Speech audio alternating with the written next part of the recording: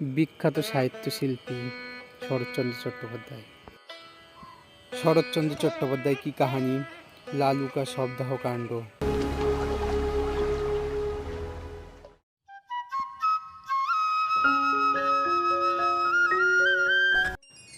उस साल बहुत ठंड पड़ी थी और ठंड में कॉलेरा जैसी घातक बीमारी भी दिखाई देने लगी।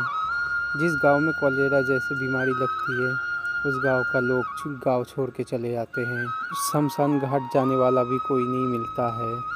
पर इसका भी सुराहा है हमारे गांव के खुरो मशाई, जो कि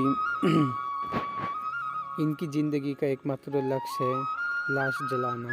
दिन हो या रात कभी भी वो माना नहीं करते। उनका 3-4 शागिर्द हम लोग भी थे के लिए। वो नियमित तो डॉक्टर के पास जाते हैं जिसकी बीमारी ज़्यादा भारी हो जाते हैं। नंगे पैर कंधे पे गमछा रख के चलते थे उनके घर की तरफ। उनके मरने से 1-2 घंटे पहले ही पहुंच जाते थे और बाद में हमारे पास आके बोलते थे रात को जगा रहना, होना नहीं, जब भी आवाज़ दूँ एकदम से उठ के आ जाना सब। और याद है ना शास्त्रों की बात, रात बिराते शमशान चल। जी याद है जी खुरो मशाही। अब जब भी आप बुलाएंगे हम गमछा लेके निकल जाएंगे। वाह वाह, यही तो चाहिए था। इससे बड़ा धर्म का काम कुछ भी नहीं है। हमारे दल का एक बंदा लालू शहर में ठेकेदारी का काम करता है। जब काम नहीं रहता तब हमारे साथ चल देता है वो भी। उस दिन शाम के टाइम पे खुरो मशाई रोने जैसी शक्ल बना के आए हैं और बोलने लगे, बिष्टु पंडित का परिवार अब नहीं रहेगा लगता है। हम सब चौंक गए थे। बहुत गरीब बिष्टु भरचाल, जिसके पास हम बचपन में बांग्ला स्कूल में पढ़ते थे, बहुत ही कमज़ोर शरीर वाले थे। उनके अपना सगा बोले अपनी बीवी के अलावा और कोई भी नहीं थे। अपनी बीवी उनका सबसे सगा है और कोई भी नहीं है, कोई बच्चे भी नहीं है। उनकी बीवी के अलावा वो कैसे जिएंगे ही सोच रहे थे हम।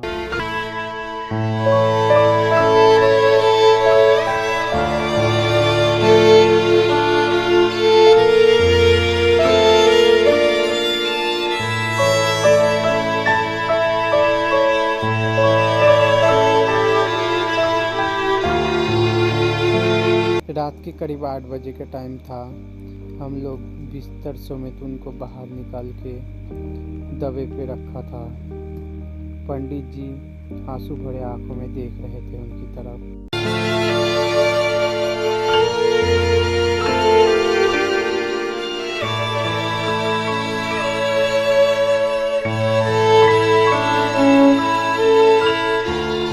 ऐसा लग रहा था कि उनकी जीने की आखिरी उम्मीद भी कोई छीन के लेके गए हैं। ऐसा नज़ारा देख के कोई भूल नहीं सकता जो इंसान में इतना ज़्यादा प्यार हो सकता है। अपनी बीवी के ऊपर ऐसे देखते देखते ही वो बोलने लगे, मैं साथ नहीं जाऊंगा तो मुखाग्नि कौन करेगा, मैं भी चलता हूँ तुम लोगों के साथ।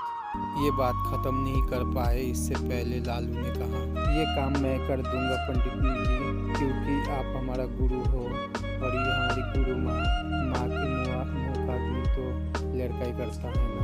हम सब जानते थे कि पंडित जी के लिए शमशान तक पैदल जाना मुश्किल है, क्योंकि हमारा स्कूल है 4-5 मिनट का रास्ता, वो भी धीरे धीरे आधा घंटे बाद ही लौट आते थे। इसके लिए हम सब ने माना कर दिया था।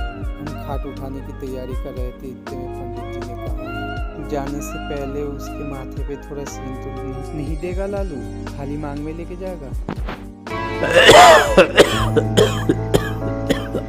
जरूर दूंगा पंडित जी, जरूर दूंगा।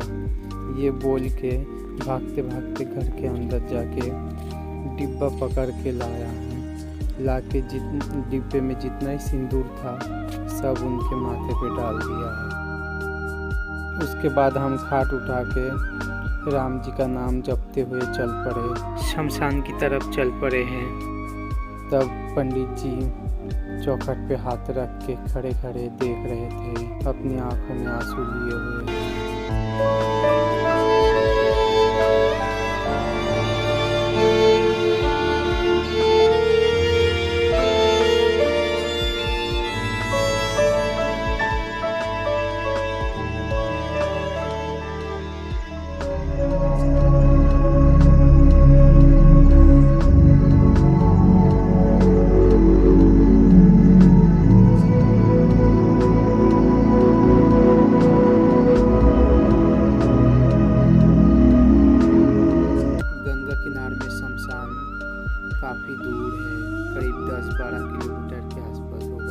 जब हम लोग लाश उतारे तब रात के 2 बज रहे थे। लालू खाट छूकर पैर लंबा करके बैठा था और सब थके इधर उधर, कोई लेट गए थे, कोई बैठे हुए थे।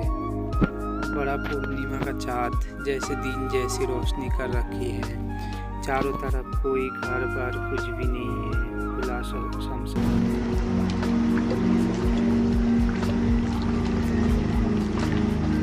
नदी के उस पार से ठंडी हवा चल रही थी, उत्तर की हवा नहर को लाके लालू के पैर तक आके गिर रहा था। उसके बाद फिर वापस चला जा।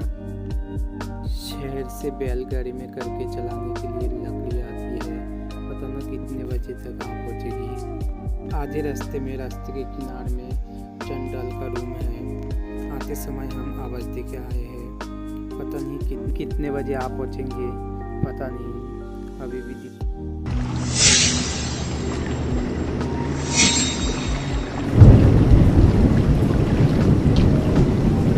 नदी के उस पर काले काले बादल दिखाई देने लगा है। उत्तर के हवा के साथ साथ इधर की तरफ आके जमने लगे हैं। बादल देख के लग रहा है जैसे अभी बारिश आने वाली है। गोपाल खुरो बोलने लगे, मामला खराब है, इतनी ठंड में बारिश में भीगोगे तो ठंड लग जाएगी, बुखार आ जाएगा, जल्दी जल्दी यहाँ से भाग लो कहीं।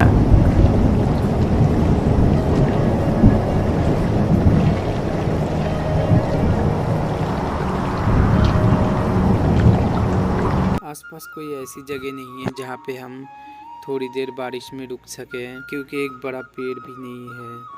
ऐसे हालत में जाना पड़ेगा 1 किलोमीटर दूर, जहाँ मालिक का घर है। पर इतना दूर भागना भी काफ़ी मुश्किल है।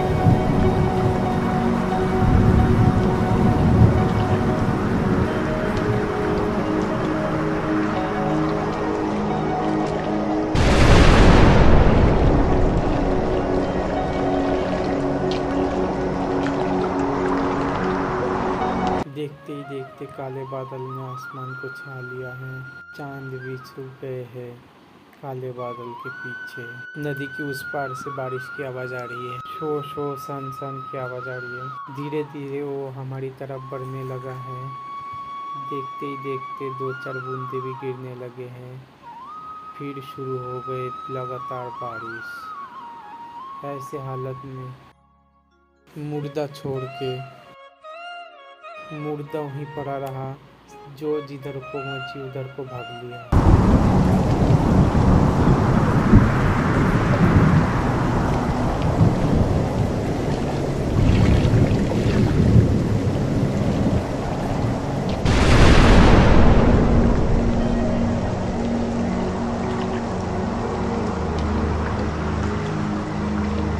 बारिश बंद होते ही हम आ गए हैं 1-8 घंटे बाद। तब तक बादल हट गया है और चांद की रोशनी निकली दिन की तरह। तो ए हट हट हट, चल चल चल, हट हट हट हट हट हट, हे हट हट। तब तक बैलगाड़ी भी आ गई है, लकड़ी और बाकी सामान लेके। आते ही जाने की जल्दीबाजी दिखा रहे हैं। लाश जलाने वालों का तो कोई पता ही नहीं, पता नहीं कितने बजे आएंगे ये लोग। उनके चक्कर में हम काफ़ी लेट हो रहे। ये लोग ऐसे ही है, ठंड पड़ते ही घर से बाहर आने का नाम ही ना लेते हैं। लेकिन लालू क्यों नहीं लौटा? वो तो बोल रहा था मुँह अग्नि करेगा, कहीं डर के मारे भाग तो नहीं गया। ये लालू भी ना, ये भी ऐसा ही है। अगर इतना डर है तो मुर्दा पकड़ के क्यों बैठने गया था? मैं होता तो बिजली गिरने पर भी मुर्दा छोड़ के नहीं जाता। छोड़ जाने से क्या होता है? क्या होता है? बहुत कुछ होता है। शमशान भूमि की ना, शमशान में अकेला बैठने से आपको डर नहीं लगता? डर, वो भी मुझे कम से कम 1000 से मुर्दा जलाया। डर क्या चीज़ मुझे मालूम ही नहीं है। इसके बाद मोनी कुछ नहीं बोल पाया, क्योंकि गोपाल खुड़ो गर्व कर सकते हैं, क्योंकि ये बात सच है। দুই কোদাল পড়েছিল, খুড়ো তার একটা তুলে নিয়ে বললেন, मैं चूल्हा काट देता हूँ, तुम लोग लकड़ी उतार लो जल्दी जल्दी सब।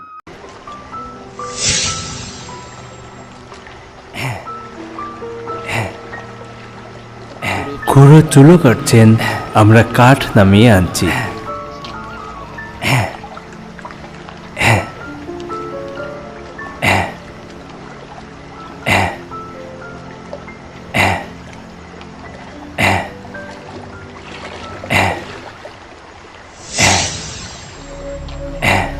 नोरू ने बोला, मुर्दा फूल के लगता है डबल हो गया है। खुरो किसी की तरफ ना देख के जवाब दिया है, कंबल उम्बल बारिश में भीगा नहीं है क्या? लेकिन रुई के ऊपर पानी पड़ते ही तो सब पिचक जाना चाहिए, फूलेगा थोड़ी ना। बहुत समझदार है तू, जो कर रहा है वो कर।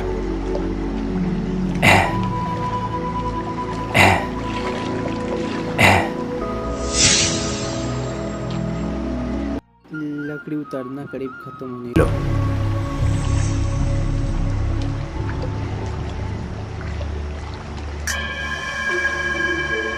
नोरू की नज़र बराबर खटिया के ऊपर ही थी। अचानक हाथ रोक के, खुड़ो अभी अभी मुर्दा को हिलते हुए देखा मैंने अभी।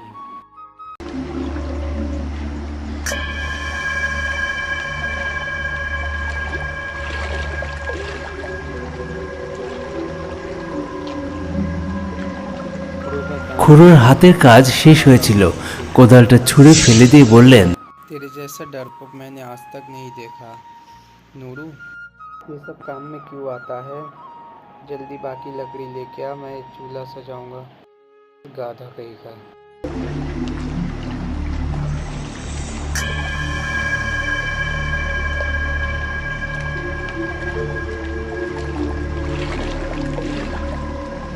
ना खुड़ो, मामला ठीक नहीं लग रहा है। मैंने भी देखा, अभी मुर्दा हिल रहा था, अभी भी हिल रहा है, देख।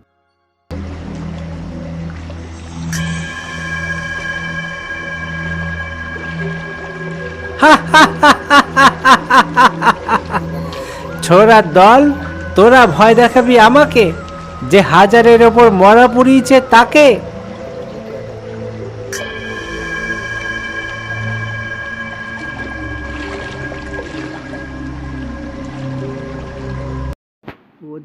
वो देखो फिर से हिल रहे हैं। हाँ, हिल रहा है। भूत बन के तुझे खाएगा सबसे पहले।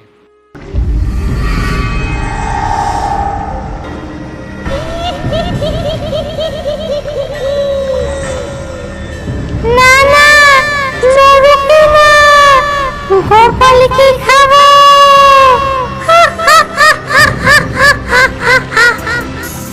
বাঁচাও, বাঁচাও।